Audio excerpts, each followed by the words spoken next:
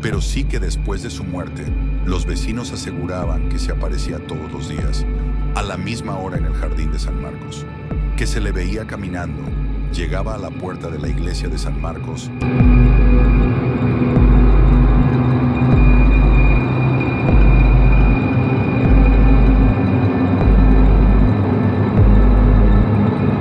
Se cuenta que en el jardín de San Marcos existe un fantasma que a la hora del alba se pasea por el lado norte, llega a la puerta de la iglesia, donde ora unos minutos y desaparece. Aún en nuestros días persiste esta creencia, por lo que muchas personas se rehúsan a atravesar el jardín a altas horas de la noche, ya que el mito se ha venido transmitiendo de padres a hijos. Solamente durante la feria de San Marcos es cuando se ve concurrido por las noches, por no conocer los fuereños la historia. Aunque se sabe que un espíritu sale todas las noches y recorre el jardín, según la tradición, no se conoce el origen de esta historia que tiene más de un siglo. Se rumora que por el año de 1851 llegó a la ciudad de Aguascalientes un grupo de personas procedentes de Guadalajara, invitado por don Mariano Camino, iniciador de la primera exposición de industria, artes, agricultura y minería, que se verificaba en las fiestas sanmarqueñas de ese año. Don Felipe Rey González fue uno de los que llegaron a probar fortuna. Él era familiar de Luis González, uno de los primeros colonos de El Pueblo, como se llamó por mucho tiempo al barrio de San Marcos. Se inició con una pequeña tienda durante la feria y como tuvo éxito, no dudó en comerciar en abarrotes y radicar por una temporada en esa villa. Como en todo negocio al principio, le fue difícil, pero poco a poco se fue dando a conocer y ya había reunido 8,000 pesos, que sumado a su capital le daban 40,000. En ese momento pensó vivir definitivamente en Aguascalientes. En la calle de Flora, al lado norte del jardín, construyó su casa, la que por muchísimos años ocuparon los descendientes del señor González. Dice la leyenda que también en el siglo pasado había amigos de lo ajeno, y que don Felipe González, temeroso de que alguien le fuera a robar su capital, se dedicó a comprar alhajas, así como oro macizo. Sin embargo, siempre se la pasaba pensando que en su casa no estaría seguro su tesoro. Muchas noches no durmió, ya que se había rumorado entre los vecinos que de don Felipe Rey González tenía mucho dinero, que compraba oro así como joyas. No lo comentó ni con su mujer, por el miedo que ésta tuviera alguna indiscreción con alguien, y pensó que el lugar más seguro sería el jardín de San Marcos. Nadie iba a pensar que en ese lugar se enterrara un tesoro, y mucho menos iban a escarbar para buscar dinero. Y al pie de un gran fresno, entre un gran bosque de rosales, una noche oscura, iluminado únicamente por una vela de cebo, don Felipe enterró una caja de lámina y madera, en donde había depositado su tesoro.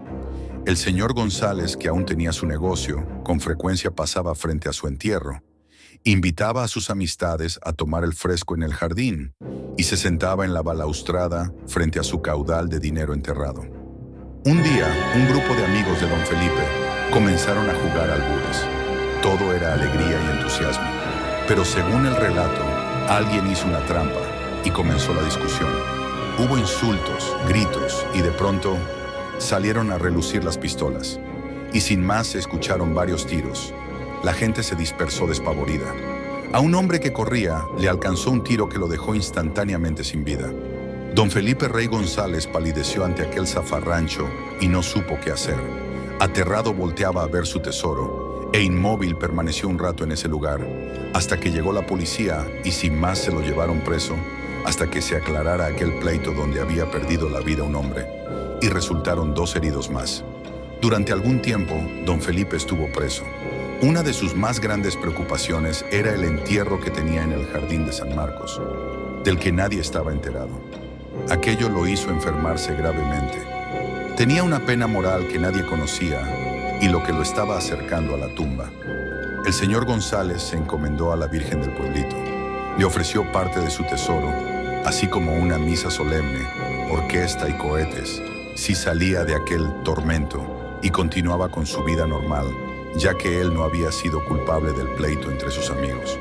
Un buen día, sin más ni más, le notificaron a don Felipe Rey González que salía por falta de pruebas. No lo podía creer. Se pellizcaba para ver si no soñaba y al estar frente a la puerta de salida del reclusorio y ver a su familia y amigos, no pudo más que ponerse a llorar. Antes de llegar a su casa, pidió bajarse en el jardín de San Marcos. Caminó por el lado norte hasta llegar a su rosal consentido, en donde estaba enterrado su tesoro, para después disponerse a llegar a su casa, en donde le esperaba una fiesta que le habían organizado sus amigos. Al pasar los días de euforia, tranquilidad y alegría, don Felipe continuó en su vida cotidiana. Hablaba de lo bien que le hacía caminar por el jardín. Pasado algún tiempo, el señor González volvió a estar muy enfermo. No levantaba la cabeza.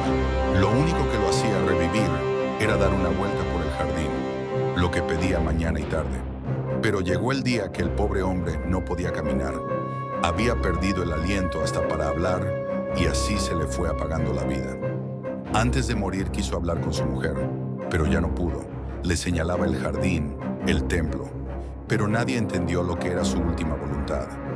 El ofrecimiento que le había hecho a la Virgen del pueblito nunca lo cumplió y con ese remordimiento se fue a la tumba. Según la leyenda, nadie supo del tesoro. No se sabe si alguien lo encontró o todavía se encuentra sepultado en ese lugar. Pero sí que después de su muerte, los vecinos aseguraban que se aparecía todos los días, a la misma hora en el jardín de San Marcos, que se le veía caminando, llegaba a la puerta de la iglesia de San Marcos y desaparecía. Y así nació esta leyenda, el fantasma del jardín, de la que todavía se habla sin saber con exactitud el misterio que la rodea.